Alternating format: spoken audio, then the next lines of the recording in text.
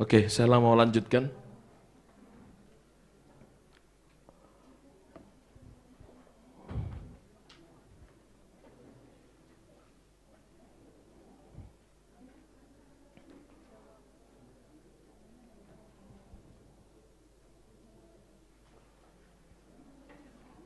Kelanjutan dari tadi, yaitu tongkat kekuatanmu diulurkan dari Sion, memerintahlah di antara musuh-musuhmu.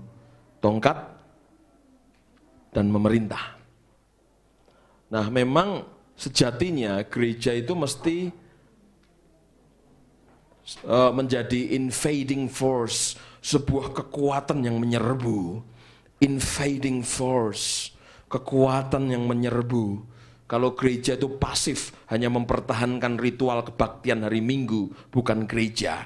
Gereja sekarang terjebak menjadi pastoring church, gereja menggembala. Ya ampun, gereja itu mestinya itu gereja yang bukan menggembala saja. Gembala itu hanya salah satu jawatan. Tapi sejarah gereja mencatat jawatan yang harus ada di depan itu adalah apostolic prophetic, di mana jenderal itu seperti jenderal yang ada di depan memimpin gereja untuk mempengaruhi, melepaskan dan memerintah dunianya. Jadi gereja ini sekarang dijebak kepada gaya bergereja pastoring, menggembala. Yang penting jemaat awet, yang penting hari Minggu jalan bagus, yang penting acara memuaskan, yang penting semua setia. Bahwa tidak jadi apa-apa dan tidak ngapa-ngapa itu enggak masalah gitu kan. Ngeri sekali gereja hari ini, pastoring church. KKR kumpulin orang terus kemudian ya bla bla bla. Gereja terjebak ABC. ABC itu attendance, B-nya building, C-nya cash. Itu namanya ABC syndrome. E-nya attendance. Attendance itu pengunjung. Mikirnya jumlahnya berapa yang hadir? Jumlahnya berapa? Heran loh. Kita ngitung jumlah terus gaweannya. Itu petugas yang apa itu? Itu paling sport jantung tuh. Ya kurang, gitu kan? Padahal Daud waktu ngitung pasukan, itu hatinya berdebar loh. Kita ini nggak pernah debar tuh. Daud itu ngitung jumlah pasukannya aja berdebar-debar. Gereja tuh sampai nggak sensitif, ngitungi terus. Akhirnya kalau jumlahnya besar bersyukur pada Allah. Kalau jumlahnya pas turun ngedumel. Jadi kita ini berfokus kepada jumlah sampai kita lupa fokus utama itu pada kualitas. Makanya kalau kualitasnya buruk, jumlahnya ya buruk. Kualitas baik, ada gula, ada semut. Kalau gulanya manis, semut datang sendiri. Kita konsentrasinya jadi manis saja, nanti semut datang sendiri. Kenapa orang samperin Anda? Karena Anda manis kan? Coba Anda nggak manis, ya nggak ada semut datang. Jadi gereja tuh yang penting quality dibangun. Quality karakternya, quality hubungannya, quality paradigmanya, quality nilai-nilai, kualitas atmosfer kalau orang datang langsung terhisap kepada atmosfer positif. Itu semua itu penting loh. Yang dijagokan itu quality. Jangan kebalik quantity, structure, quality. Tapi quality hasilkan structure, mengambil quantity. Gitu loh. Seringkali berkonsentrasi pada quantity malah meninggalkan quality. Kami ini gerejanya banyak loh, jemaat kami 2.000, tapi bayi semua. 2.000 tapi bayi, saya mending punya jemaat 20 tapi kualitas jenderal. 2.000 tapi dikit-dikit telepon pendeta. Pak pendeta, mencret ini dong. Doain dong. Mencret beli kombantrin kek, mencret telepon pendeta. Yang paling ngeri kan, Pak Andi, Anda kan sebagai gembala kan tahu hati saya. Bayari utangku dong. Utang telepon pendeta, mencret hitung telepon pendeta. Bayangkan kalau 2.000 orang bayi itu pendeta mati muda. Menurut saya gereja ini mesti banting setir, berfokus pada quality yang melahirkan quantity. Yang penting dampak bukan jumlah. Paulus dan Silas meluluh lantakkan Tesalonika. 2 saja goncangkan kota. 20.000 kalau enggak punya kekuatan politis yang berdampak bagi kota buat apa? Jumlah banyak itu tidak berkaitan langsung sama dampak. Betul? Coba tingkat perkosaan tertinggi di Indonesia. Di wilayah yang Kristennya paling banyak, Kupang. Memalukan. Tingkat perkosaan di mana? Di kami Kupang. Loh, ini kok bangga? Enggak, ini malah menyedihkan sekali. Coba tingkat AIDS tertinggi di mana? Di Merauke, Papua, daerah Kristen. Iya, kasus perceraian tertinggi di Indonesia, Manado. Mau bangga? Itu kantong-kantong Kristen. Malu. Kita nih, jangan punya prinsip kalau Kristennya banyak mesti bagus dampaknya. Belum tentu. Yang penting itu quality. Halo? Aduh. Kualitas itu kok disentuh melahirkan kualitas loh. Waduh, luar biasa. Tapi Anda kalau tidak berkualitas, orang dekat Anda juga nggak berkualitas. Makanya kualitas itu daya pengaruhnya itu besar sekali. Makanya tahun ke depan ini ya, begini, bukan berarti kagak ngedein jumlah, enggak. Kalau jumlah datang, ya puji Tuhan. Kisah Rasul pasal 2 berkata begini, maka Tuhan menambahkan jumlah mereka. Kan Tuhan. Kita mengupayakan. Kan Tuhan yang menambahkan jumlah mereka. Bahwa upaya kita disentuh kasih karunia jadi. Tapi upaya kita minus kasih karunia, persoalan. Orang banyak nggak terfollow up, persoalan kan? Semua upaya tanpa kasih karunia itu awal persoalan. Makanya berupayalah menjangkau jiwa. Iya, tapi plus kasih karunia. Strateginya dari dia dong. Kekuatannya dari dia dong. Semangatnya dari dia dong. Penginjilan dijalankan sama semangat doang berat. Semua mesti plus kasih karunia. Jadi kalau kita nanti meledak berkembang pun, itu karena Tuhan menambahkan jumlah mereka. Keren. Saya pesan kepada gereja ini, jangan punya ABC syndrome, attendance, fokus kepada jumlah pengunjung, atau B, building, bangun gedung gereja yang bagus-bagus, sampai saking bagusnya, itu masyarakat terpinggir nggak berani datang. Kalau ditanya, kenapa nggak datang, gereja nggak punya sepatu, Om?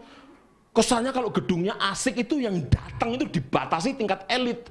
Makanya masyarakat yang termarginalisasi nggak bisa terhisap dalam komunitas gereja. Karena terlalu elitnya kita. Yang penting bukan gedung. Menurut saya yang penting komunitas. Di mana rasa aman didapatkan di sana untuk masyarakat kita. Itulah punya masyarakat, punya komunitas untuk menusuk ke masyarakat model apapun. Gereja tuh hari ini kelihatan, tapi nggak terasa dampaknya. Menurut saya lebih baik enggak kelihatan tapi terasa. Pernah masak sayur pakai garam? Apa setelah dimasak garam campur sama sayur, garamnya tetap kelihatan jalan-jalan? Enggak kan? Begitu mendidih dikasih garam langsung garamnya hilang, bes. Tapi rasanya begitu kau colok, asin ya. Kelihatan enggak? Tapi terasa. Gereja hari ini kelihatan, tidak terasa.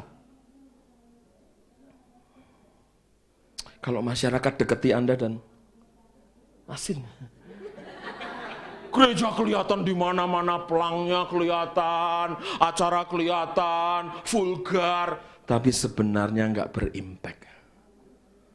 Impact itu selalu diukur begini, seberapa masyarakat diubah. Ukuran impact selalu perubahan. Dan masyarakat yang terdekat dengan Anda lah, itu yang kita ukur. Nah itu yang saya sebut dengan penetrasi kerajaan Allah tadi.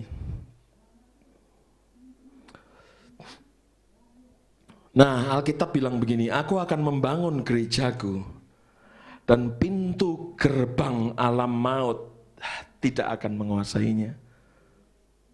Semestinya itu memang pintu gerbang, bukan pintu alam maut. Karena dalam bahasa asli maupun bahasa Inggris ditulis gates. The gates of hell. Pintu gerbang alam maut tidak menguasainya. Jadi nampaknya gereja itu ngurusi pintu. Itu. Makanya Alkitab bilang kepadamu akan kuberikan kunci karena ngurusnya pintu. Ya dikasih kunci. Jadi Anda itu gereja tuh aktivitasnya nyata itu urusan pintu dan buka pakai kunci gitu aja. Tuh, ini ayat, Yesus itu mengatakan kata gereja cuma 2 kali. Tapi kita membahasnya seakan ribuan kali. Padahal Yesus ngomong soal gereja, eklesia, itu cuma 2 kali. Tapi kata kerajaan tersebar berkali-kali kan. Kita lebih mendalami kata gereja daripada kata kerajaan. Tapi walau bagaimanapun Tuhan memang menentukan gereja sebagai kepanjangan tangannya untuk melaksanakan semua misi kerajaannya. Aku akan membangun gerejaku. Gerejaku, kunya besar. Kalau kunya kecil kan gerejanya pendeta. Ini kunya besar. Jadi kalau gerejanya Yesus ya dibangun pakai cara Yesus dengan kekuatan Yesus untuk kemuliaan Yesus. Apakah Anda percaya bahwa gereja Yesus pasti berkuasa? Gereja kita tidak? Iya, gereja Yesus yang berkuasa. Makanya mari kita membangun gereja yang Yesus maksudkan, bukan gereja yang pendeta maksudkan. No. Tugas profetik paling berat begini, masuk ke hati Allah dan temukan gereja seperti apa yang dia maksudkan. Itu tugas profetik. Saya ini khawatirnya kita ini sudah ngalor ngidul bangun banyak hal, ternyata Yesus bilang, loh bukan ini nak, ya waktu udah habis. Ironi kehidupan adalah benar untuk tugas yang salah. Ironi kehidupan adalah menjadi benar untuk tugas yang salah. Buat apa? Benar ya untuk tugas benar. Kok kami benar loh, tapi tugasnya nggak itu. Lah ini lu gambar ikan kok kodok. Lah ini kan bagian dari menjadi benar pada tugas yang salah.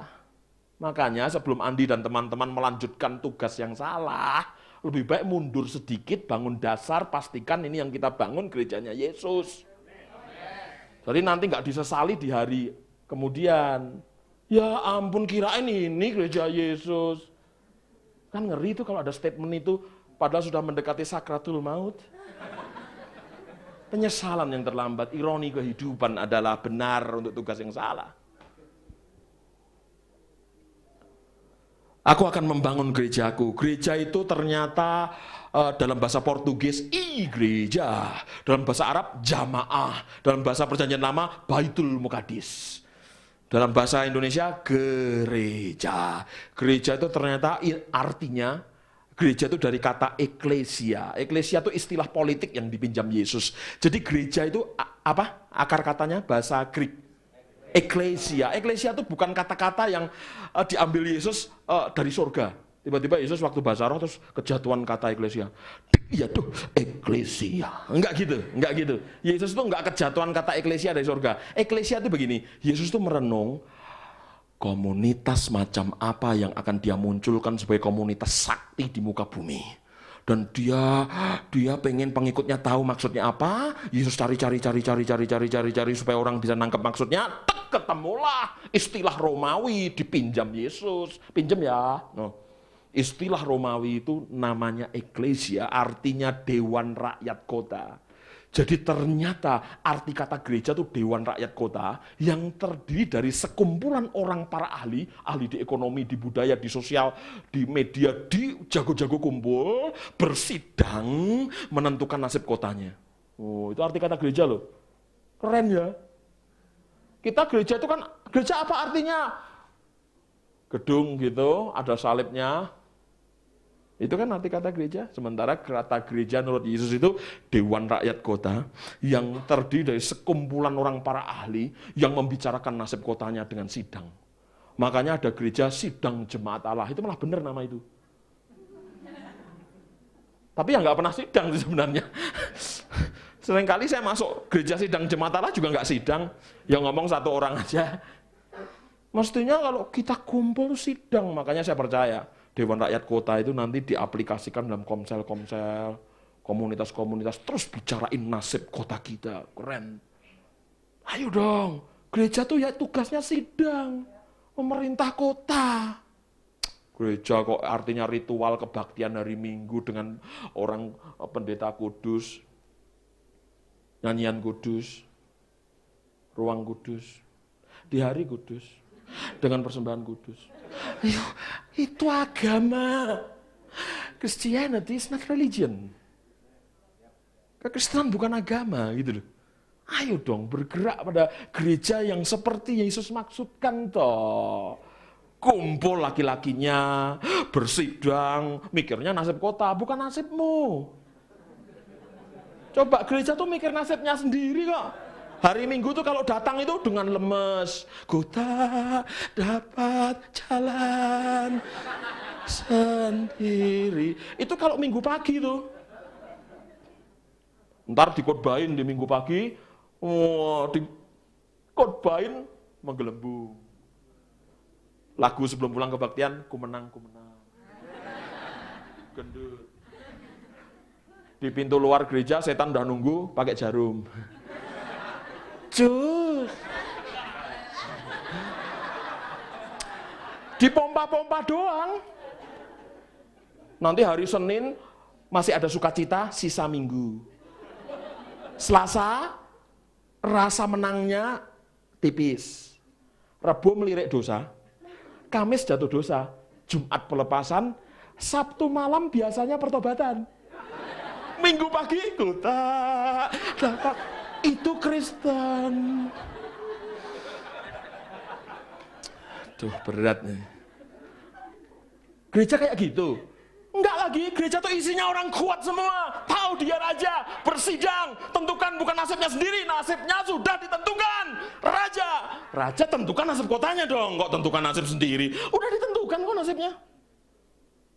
Gila, kita nih mikir diri kita sendiri, bagaimana gedung kita lebih cantik, bagaimana program kita lebih asik, bagaimana. Semua all about myself. Gila ini gereja seperti ini, pantas kalau kota nggak dimenangkan, kita urus self kita lebih dari urus kota kita. Berat. Makanya aku tuh kalau kumpul sama anak-anak, aku sampai nggak ngomong kepentingan kota atau kepentingan bangsa atau apapun yang berkarya bagi masyarakat kita. Saya marah sama anak-anak rohani sekarang. Kenapa kita fellowship, kumpul-kumpul, berasyik masuk dalam hubungan mesra? Apa gunanya? Karena eksistensi gereja itu bersidang tentukan nasib kota dengan seluruh kecanggihan kita.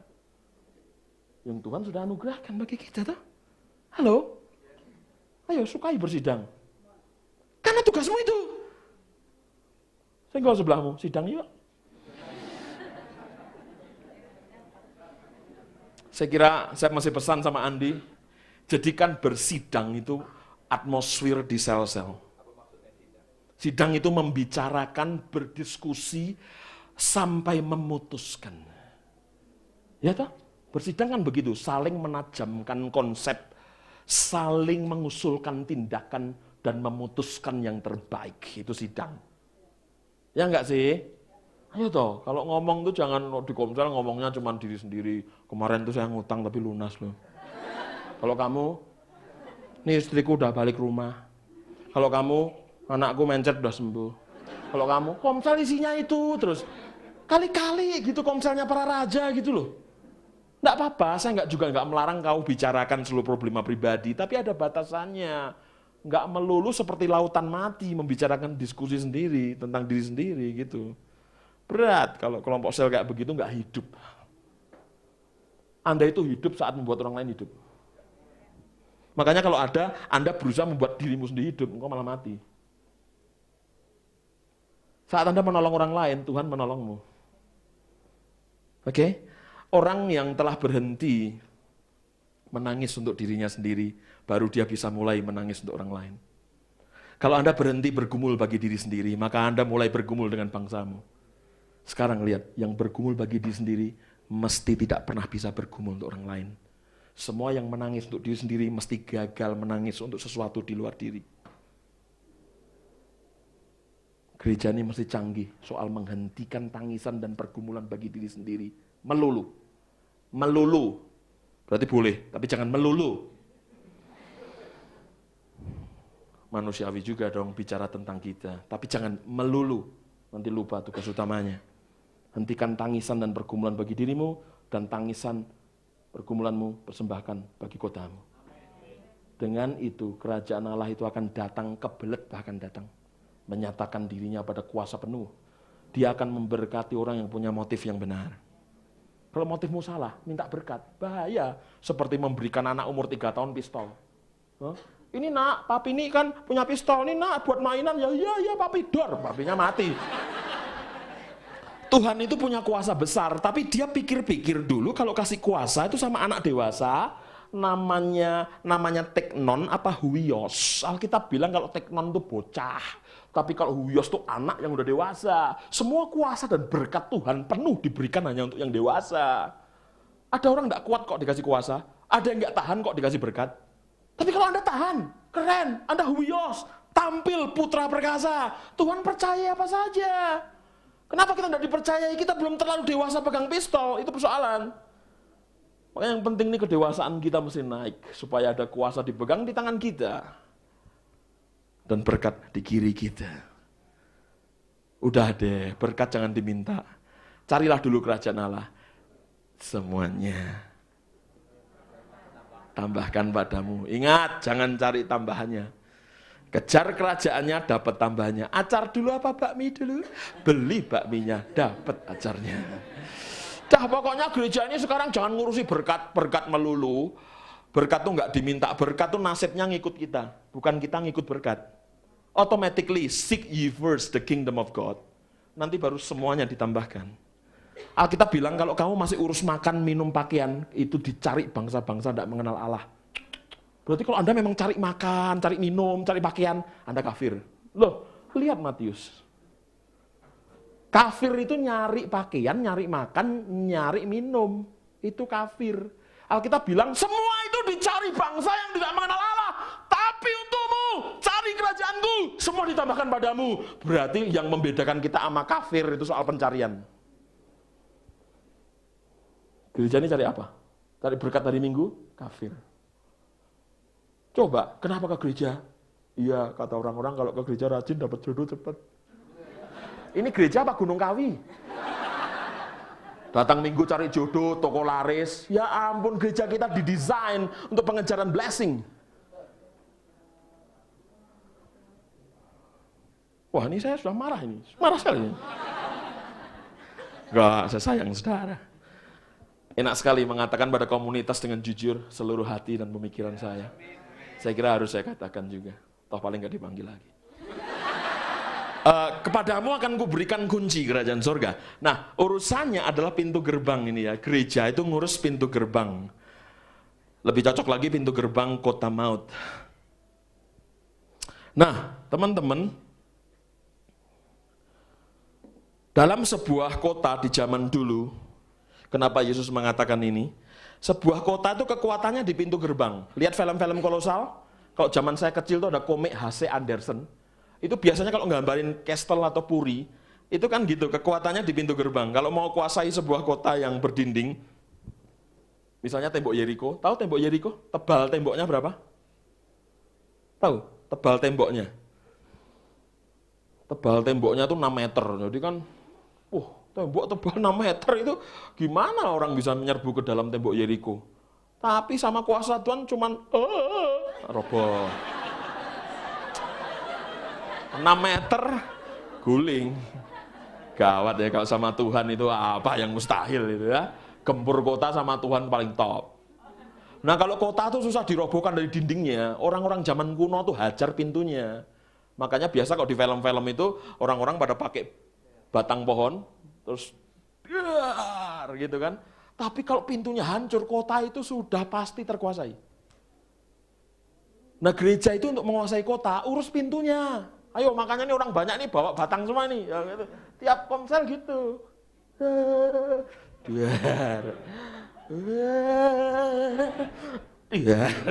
Itu kerjaan tiap komsel. Kerjaan kalau sidang, pertemuan, fellowship Anda itu ngurus pintu. Gimana kota bisa dikuasai itu tugas gereja tuh. Makanya gereja tuh ngurus dirinya sendiri dan ngurusi di dalam sendiri kan. Makanya dia lupa ngurus kota. Siapa garam dunia? Anda garam dunia? Garam dunia? Garam dunia sedang kumpul kan garam dunia. Garam sama garam kalau kumpul terus tuh darah tinggi, percayalah. Ini gedung ini aja gudang garam kok sekarang. Karena ini garam-garam pada kumpul. Kalau darah tinggi sering konflik.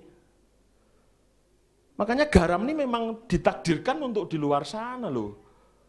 Coba kumpul terus saja, berasyik masyuk dalam fellowship.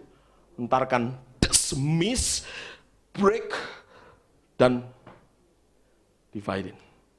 Dipecahkan, terpisahkan. Itu sudah biasa itu di gereja-gereja itu kalau berasyik masuk di dalam, nggak misioner, pasti rentan pecah, nggak lama. Mosok sejarah gereja nggak Anda pelajari. Remuknya di dalam itu karena memang saking banyak urusi di dalam. Pintu gerbang. Nah, pintu gerbang itu ada kuncinya. Tuhan memberi kunci kerajaan surga. Apa yang kau ikat di dunia akan terikat di surga, dan apa yang kau lepaskan di dunia ini akan terlepas di surga. Sebetulnya ini bicara tentang Yesus itu mengambil ungkapan orang rabi-rabi Yahudi. Saya waktu ke Israel saya nanya, apa sih ungkapan itu artinya? Apa yang kau ikat di dunia terikat di surga, yang kau lepaskan di dunia ini akan terlepas di surga. Jadi rabi-rabi itu sering kalau ngajar murid-muridnya itu selalu begini, kalau ada muridnya nanya, Rabi, boleh aku minum arak enggak? Minuman keras. Aku ikat. Oh, Rabi gitu. Aku ikat maksudnya enggak boleh. Tapi kalau Rabi, aku boleh kawin enggak? Aku lepas. Boleh kawin gitu. Jadi kalau Rabi itu ngomong soal ya atau tidak itu lewat bahasa ikat dan lepas. Itu kalau yang ngomong Rabi, ikat lepas itu negara enggak bisa membatalkan. Otoritasnya tuh kayak gitu loh kalian tuh. Pelacuran nggak boleh berkembang lebih hebat lagi di Bandung. Kami ikat. Selesai itu. Itu otoritas kerajaan itu diberikan untukmu. Upaya-upaya selanjutnya tentang dunia prostitusi itu digarap oleh gereja, jebol pintu gerbangnya dan ikat kekuatannya. Wah, itu spiritual authority yang luar biasa. Nah, secara cepat saja, sebenarnya kalau Anda lihat krisis di Indonesia ini, ternyata setelah diteliti itu memang berakar kepada 7 ini. Maka kalau kita bereskan di 7 ini, di tiap-tiap area dan bangsa kita, maka sebenarnya ini merupakan hal terparah yang memang harus diselesaikan. Gereja harus cenderung memikirkan hal seperti ini ya. Ini kira-kira hal-hal yang menjadi akar krisis.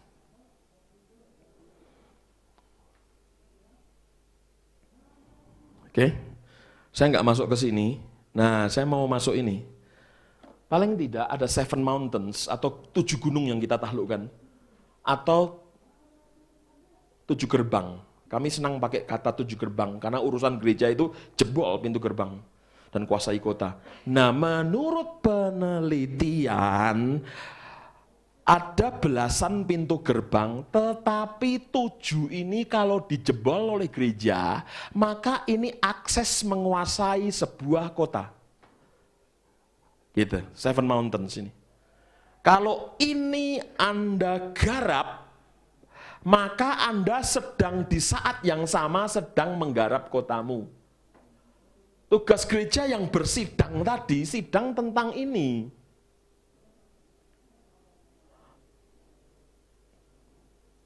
Makanya tongkat otoritasmu ada di mana? Kalau tidak ada di sini nggak apa-apa, karena sebenarnya ada 12 pintu. 5 yang lain, misalnya kesehatan. Anda yang ada yang jadi dokter, Anda berperan nyata itu. Karena kesehatan itu pintu masuk ke sebuah kota. Jadi 7 ini kalau dikuasai, itu sudah jelas di tangan itu terasa kota mulai pindah ke tangan Tuhan kita. Ini telah diteliti, ini unsur kehidupan kota yang paling hakiki, yang kalau dikuasai, gereja dipersembahkan bagi Allah. Ayo, jangan perang-perangan, jangan gereja-gerejaan. Gereja beneran dong, perangnya beneran dong. Urus itu.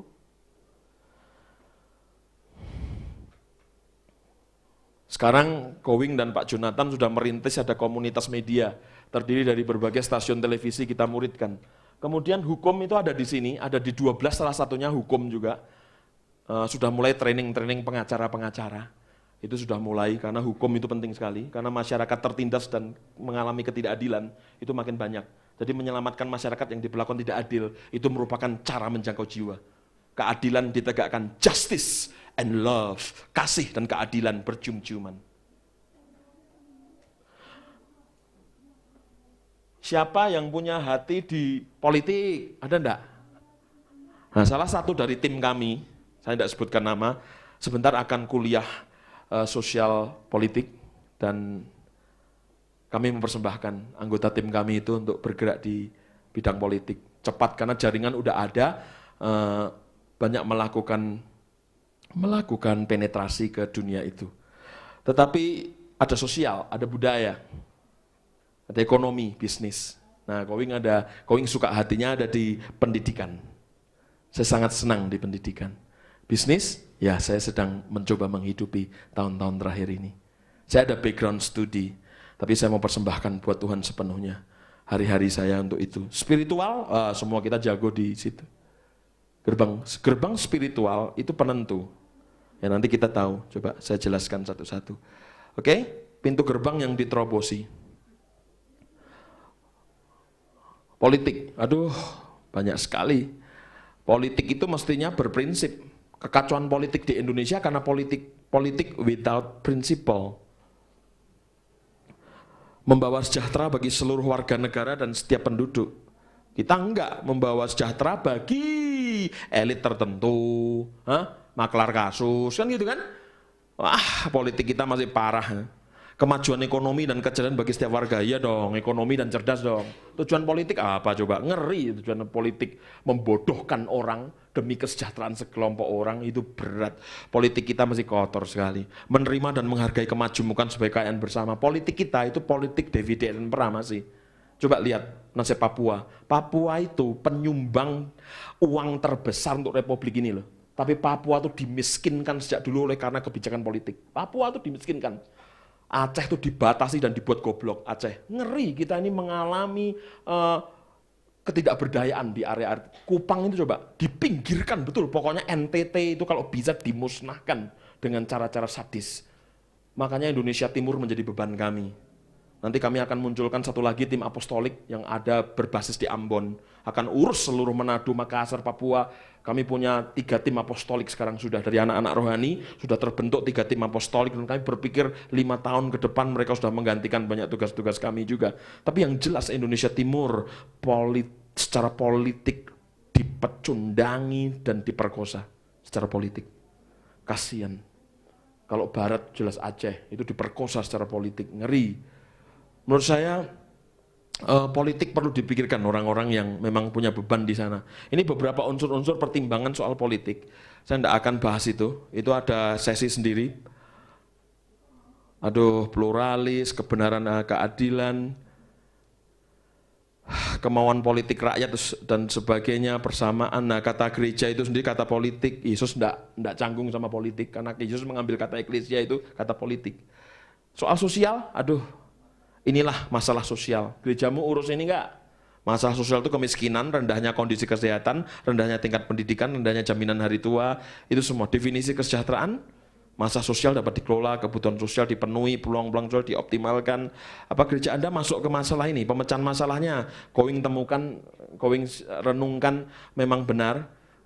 Setelah saya diskusikan dengan beberapa orang juga, ya benarlah sistem sosial kita ini perlu dibangun. Ada community development, pengembangan komunitas sosial yang kuat. Di samping sistem sosial, kita mesti punya modal sosial. Hancur nih modal sosial. Institusi sosial juga ada 3 itu. Nah ini, industrialisasi yang meningkat. Makin modern, masyarakat industrialisasi, masyarakat industrialis. Sama kecenderungan urbanisasi, orang udah nggak kerasan di desa karena susah kerjaan, lari semua ke kota besar. Akibatnya ada perubahan cepat dalam kultur dan hubungan sosial.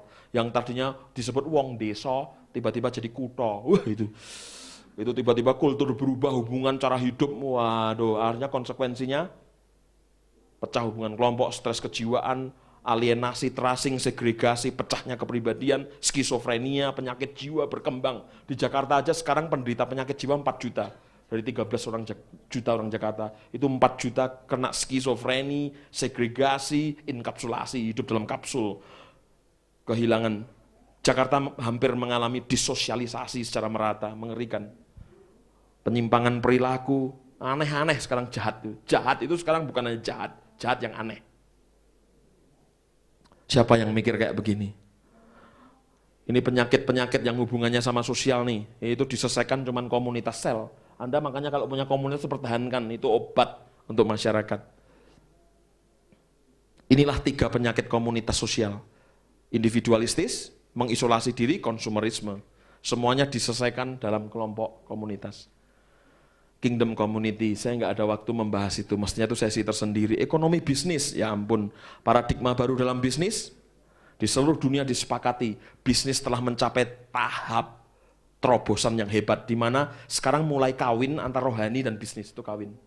Di semua sekolah-sekolah bisnis di Amerika dan Eropa, sekarang mulai memasukkan unsur kerohanian di kurikulumnya.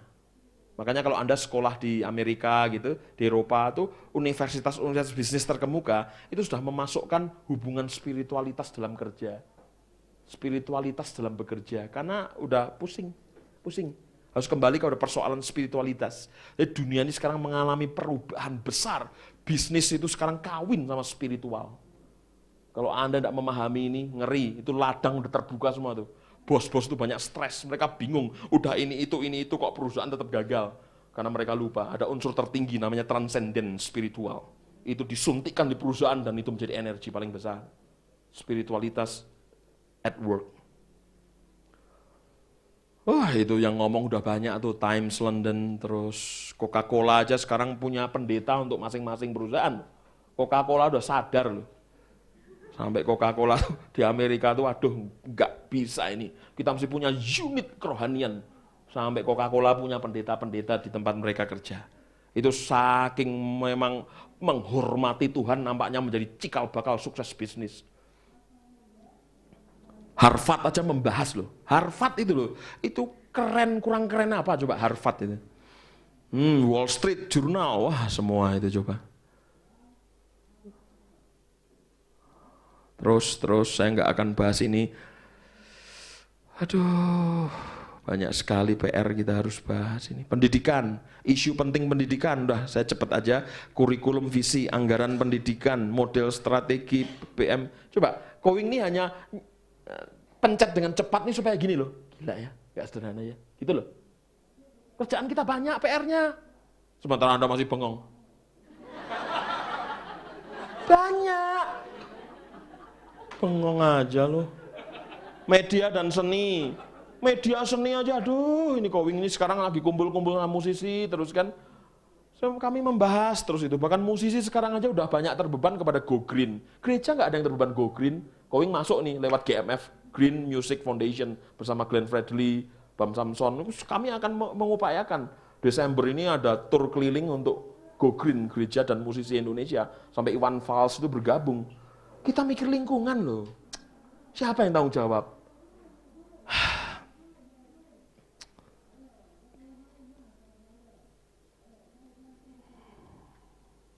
Hei, keluar.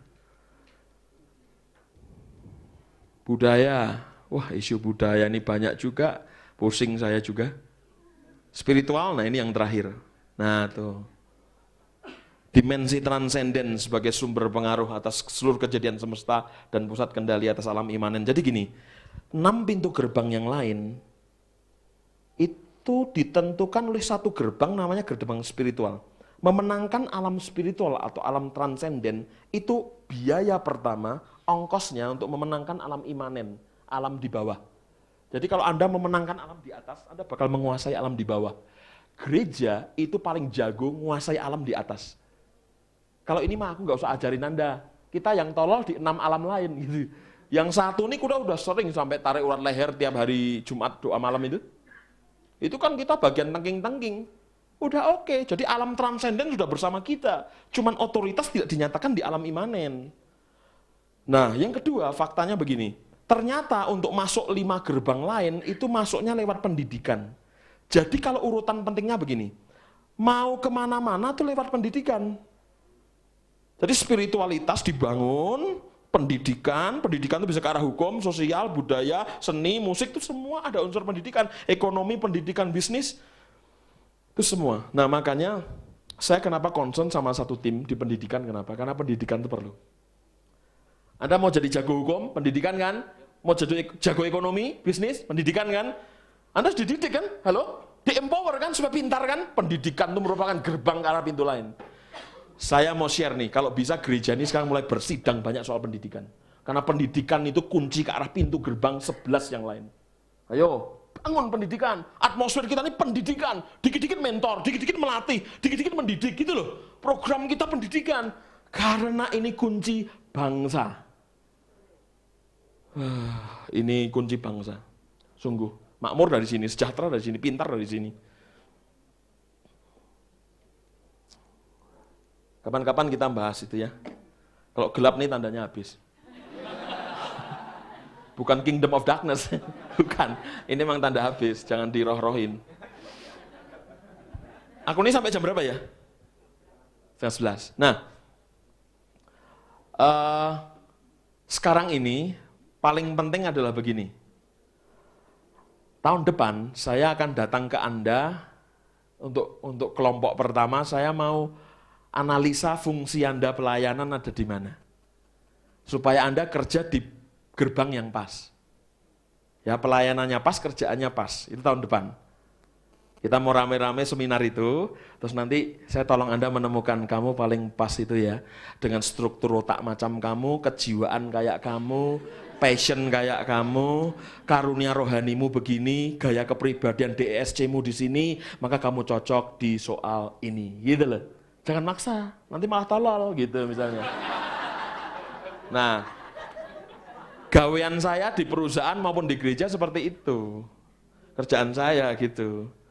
Bahkan sekarang ada tambahan kondisi kejiwaan, struktur otak, itu menentukan Anda paling cocok menyentuh kerjaan apa dan pelayanan apa. Ayo, supaya Anda tuh merasa raja yang pas di bidangnya gitu loh. Bukan raja kesiangan. Ngapain? Pokoknya raja. Loh kok jangan pokoknya raja, tahu ngapain nih rajanya gitu. Anda harus dikasih tahu itu tuh. Biasanya setiap orang ngadep saya setengah jam, paket hemat. Nah, nanti nggak melulu yang rohani, lebih ke arah bukan hanya ministry, tapi ke arah pekerjaan. Misalnya, kayak, Kowing saya mau masuk sekolah ini, kira-kira cocok nggak struktur kejiwaan, pemikiran, kepribadian saya? Itu perlu juga kan, supaya nggak salah pilih. Jangan-jangan itu hanya semangat doang yang sementara, tapi nggak didukung oleh kompetensi. Jadi Anda pas gitu loh, sebagai gereja yang positioningnya pas. Tempatnya tepat, buahnya lebat. Bawang merah tuh kok ditanam di Brebes, subur. Karena Brebes itu tempat bawang. Coba, bawang kalau ditanam di Batu Malang yang dingin, tumbuh nggak bawang? Tumbuh, tapi kecil-kecil. Apel di Batu Malang, gede. Apel Batu Malang ditanam di Brebes, bisa tumbuh? Bisa, tapi kecil-kecil. Gitu. Jadi sebenarnya Anda itu bukan soal tumbuh atau nggak tumbuh, lebat atau kagak. Ini soal maksimalisasi. Semua kita yang nggak maksimal ternyata salah tempat. Udah jelas takdirnya tukang becak mau jadi menteri, itu ngeyel. Udah puaslah jadi tukang kebon, tapi yang kualitas. Kau dipanggil bukan jadi menteri kok. Tapi kalau kau dipanggil jadi menteri, kau hanya jadi tukang becak, kau boroskan energi kehidupan. Jadi pas di bidangnya itu paling bahagia dalam hidup ini. Be yourself. Jadilah dirimu sendiri, itu paling bahagia. Menjadi orang lain, tidak akan bahagia. Gereja ini setiap pribadinya mesti bebas dari mengcopy jadi orang lain. Copying mentality. Mentalitas mengcopy. Berhenti. Oke? Jadi diri sendiri paling asik. Karena nasib fotokopi itu selalu nomor 2. Mana ada fotokopi nomor 1? Ini kertas ini difotokopi, hasilnya nomor berapa? 2. Yang nomor 1 yang asli. Makanya mengcopy orang lain selalu menjadikan hidupmu nomor 2. Padahal Tuhan takdirkan kau jadi nomor 1. Nggak perlu jadi Pak Andi, nggak perlu. Apalagi jadi Kowing. Aduh. Please jangan ditiru. Jadilah dirimu paling asik, sudah. Oh, jadi diri sendiri itu. Dengar ya, Anda itu satu-satunya dalam sejarah dunia. Jelek-jelek wajahmu itu riwayat penting. Sebelum Anda lahir dan setelah Anda mati, tidak ada orang sepertimu. Kalau Tuhan sampai menciptakan orang sepertimu double, itu dia tidak kreatif. Tapi Tuhan disebut creator, akar kreatif. Maka Tuhan tidak pernah menciptakan kita sama. Jadi paling asik menjadi dirimu seperti Tuhan maksudkan. Paling bahagia. Oke? Bahagialah. Coba lihat sebelah kanan kirimu. Kayak orang bahagia enggak?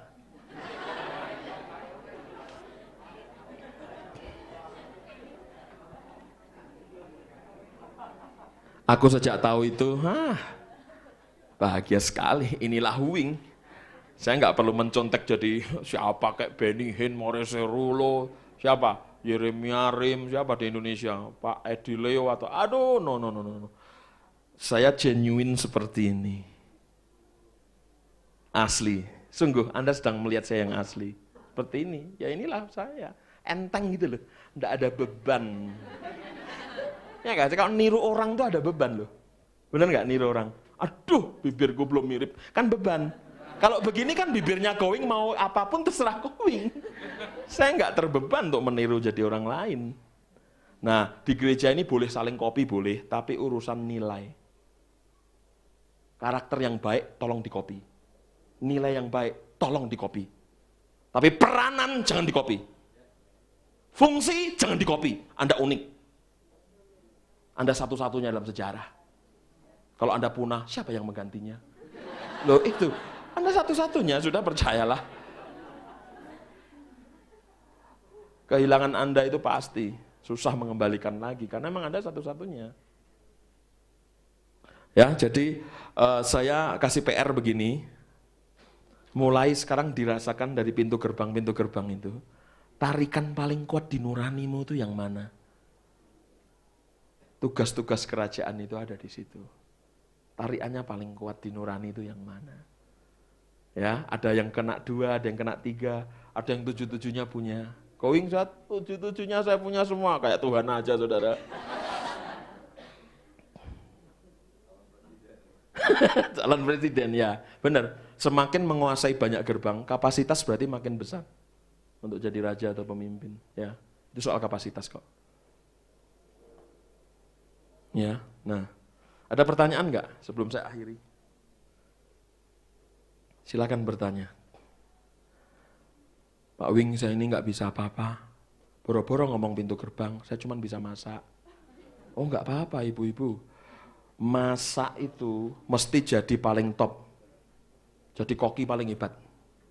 Di akhir hayatmu, akhiri hidupmu dengan menjadi koki paling hebat. Sungguh. Yang penting masak. Oh, masak itu kan gini, Anda masak makanan, kalau masak makanannya enak, itu orang akan datang. Kalau mengundang orang, terus untuk Anda injili, mereka akan tolak. Tapi kalau undang makan, mereka nggak bisa tolak. Iya loh. Memenangkan dunia itu caranya begini, buka mulutmu, buka hatimu, terus buka kulkasmu. Itu cara memenangkan dunia. Buka mulutmu, buka pintu rumahmu, buka mulutmu, buka hatimu, dan memenangkan dunia itu. Saya kira ini sekarang ini perlu begini. Profesi apapun di sini, tolong di strengthening, dikuatin. Profesi apapun. Apalagi yang hubungannya sama 7 pintu gerbang, ya. Tolong dikuatin semua unsur. Mumpung tadi dikasih kesempatan tanya. Nah itu dia, ini anaknya Kapolda. Oh.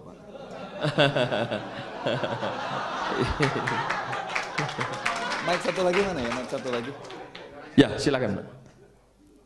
Pak, pakai ini aja. Kita itu pakai mereka ya, boleh? Oh iya. Enggak berdosa toh.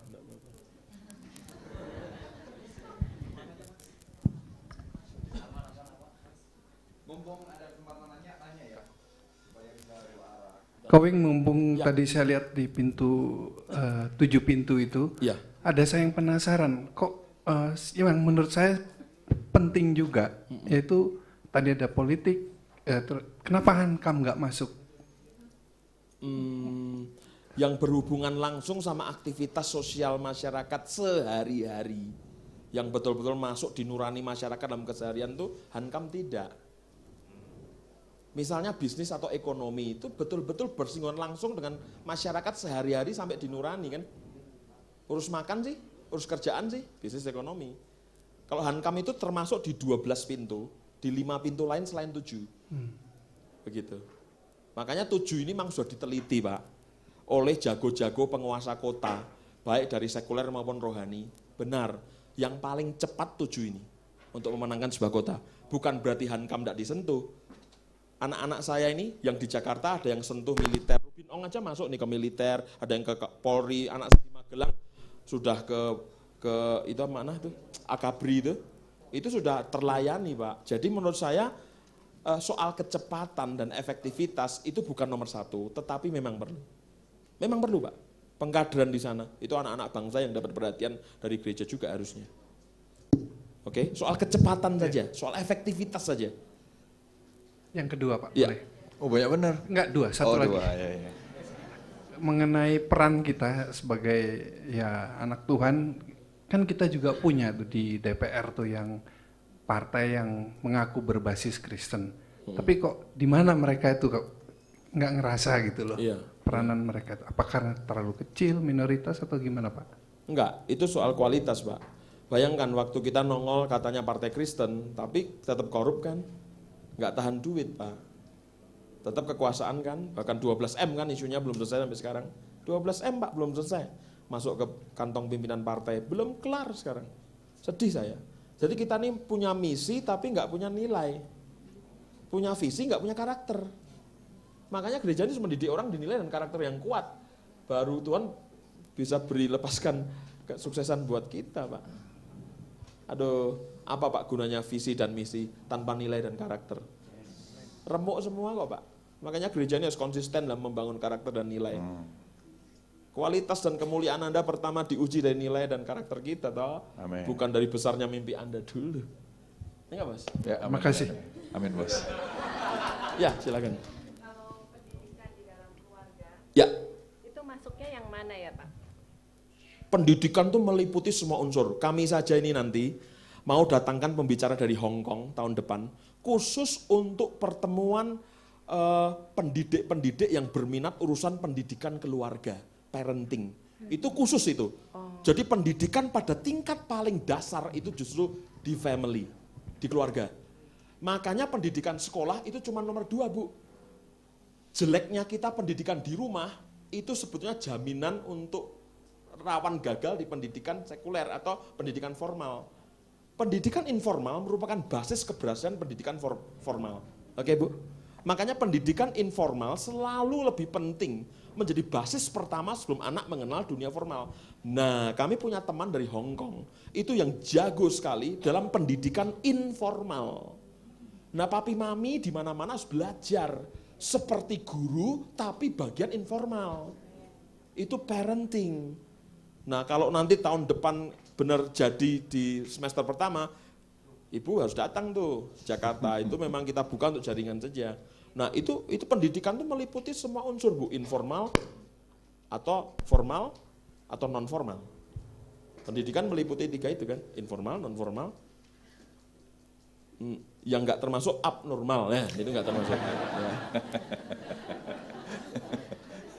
Kalau pendidikan nanti saya mesti di sini juga tahun depan curi-curi kesempatan ngomong soal edukasi.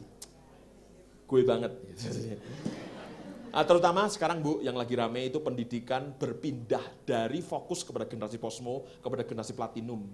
Generasi yang sekarang platinum itu penyuka teknologi, berpikir cepat, kecerdasan otak kanan, sedikit rendah di otak kiri, tapi luar biasa cerdasnya, bisa menguasai teknologi hitungan menit. Luar biasanya tanda yang sama adalah pemberontakan. Bagaimana mengatur datangnya generasi platinum, mengasyir datangnya generasi platinum. Itu perlu dipelajari Bu. Wah, PR kita banyak Bu. Otak kanan tinggi, otak kiri rendah. Kalau rendah dua-duanya itu yang Ada lagi yang mau tanya? Doain supaya kita nanti kan bikin youth center, saya pikir itu menjadi salah satu training center ya. Training center dan banyak pelatihan. Pak, belum selesai dong Pak, udah. Ada mau tanya lagi? Mumpung ada kesempatan. Udah lewat 3 menit ya? Oh, oke deh.